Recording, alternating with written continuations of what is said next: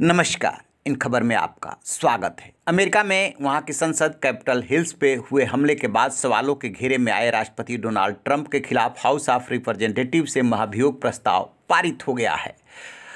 इसके बाद सवाल ये उठ रहा है कि आखिरकार किसने किसने वोट दिया। तो आपको बता दें कि ये उनके लिए ताज्जुब की बात है कि वोटिंग में 232 सांसदों ने प्रस्ताव के फेवर में वोट दिया है और 197 ने खिलाफ में, यानी कि 10 रिपब्लिकन सांसदों ने भी इसका समर्थन किया है।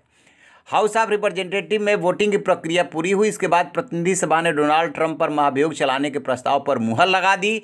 वह महाभियोग का 2 बार सामना करने वाले अमेरिका के इतिहास में पहले राष्ट्रपति बन गए हैं। इसके पहले उन पे 2019 में भी महाभियोग प्रस्ताव लाया गया था और अब जाते जाते 2021 में भी आया है। बता दें कि उनका कार्यकाल बामुश्किल 1 हफ्ते बचा है और जो भी कार्रवाई हो रही है ये सांकेतिक है, यानी कि ये मैसेज देना है कि कोई भी राष्ट्रपति इस तरीके से हिंसा का समर्थन नहीं कर सकता। जो संविधान के विपरीत जाके काम करेगा उसके खिलाफ कार्रवाई होगी। जो रिपब्लिकन सांसद हैं जो उनसे के खिलाफ जाकर के वोटिंग किए हैं, उसमें एडम किजिंगर, उनका आप ट्वीट भी पढ़ेंगे कि कैसे वो अपनी वेदना व्यक्त कर रहे हैं। Liz Cheney, John Katko, Fred Upton, Dan Newhouse, Jaime Herrera Beutler, Anthony Gonzalez, Peter Meijer, Tom Rice और डेविड वल्दो।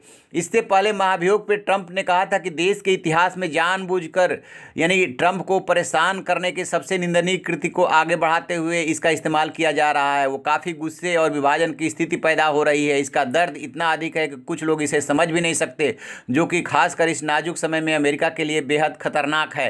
हिंसा पे ट्रंप ने कहा था कि हम कानून के शासन में विश्वास करते हैं, हिंसा या दंगों में नहीं। महाभियोग प्रस्ताव में ट्रंप पर राजद्रोह के लिए उकसाने का आरोप लगाया गया है। महाभियोग के लिए 218 मतों की जरूरत होती है और उससे ये ज़्यादा वोट मिल गए हैं 232। तो इस तरीके से ट्रंप जो है चारों तरफ से घिर गए हैं। से 2 बार डोनाल्ड ट्रंप के खिलाफ 2019 और 2021 में 1998 में बिल क्लिंटन के खिलाफ लाया गया था और 1868 में एंड्रू जॉनसन के खिलाफ।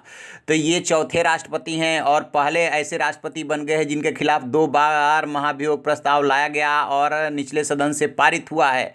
बड़ा सवाल ये उठता है कि निचले सदन से पारित हो जाने के बाद आगे का प्रोसेस क्या है। तो निचले सदन में चूंकि डेमोक्रेट्स का बहुमत है, इसलिए यहाँ प्रस्ताव का पारित होना एक औपचारिकता थी। अब असली जो ट्रायल चलता है वो सीनेट में चलता है और वहाँ पे रिपब्लिकन बहुमत में हैं। तो ट्रंप को दोषी ठहराए जाने के लिए 2/3 बहुमत की आवश्यकता होगी, जिसका मतलब है कि कम से कम 17 रिपब्लिकन को इसके पक्ष में वोट करना होगा। न्यूयॉर्क टाइम्स की रिपोर्ट के मुताबिक 20 रिपब्लिकन सीनेटर राष्ट्रपति को दोषी ठहराने के लिए तैयार हैं। ट्रायल आयोजित करने में कोई समय सीमा नहीं है, लेकिन लगता नहीं है कि 20 जनवरी से पहले ये खत्म हो पाएगा, जिस दिन जो बाइडेन को राष्ट्रपति के रूप में शपथ दिलाई जाएगी। यानी कि वहाँ के जो एक्सपर्ट्स हैं वो मान रहे हैं कि 1 हफ्ते में प्रोसेस कंप्लीट करना बड़ा ही मुश्किल है। सीनेट इस ट्रायल में इस बात पर भी वोट करवा सकता है कि ट्रंप फिर कभी राष्ट्रपति बनने की रेस में शामिल न हो पाए। ट्रंप ने संकेत दिया है कि 2024 में राष्ट्रपति पद के लिए चुनाव प्रचार करेंगे। इससे पहले जैसा कि मैंने आपसे जिक्र किया कि इतिहास में सिर्फ 3 ऐसे राष्ट्रपति हुए हैं और उसमें एंड्रू जॉनसन के खिलाफ 1868 में, बिल क्लिंटन के खिलाफ 1998 में और अब इनके खिलाफ जो है 2 बार ऐसा प्रस्ताव पारित हुआ।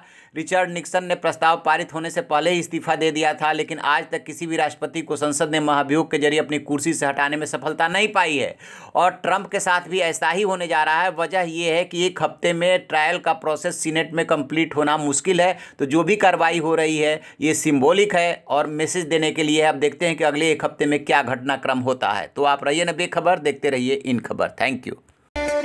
इन खबर चैनल को सब्सक्राइब करें।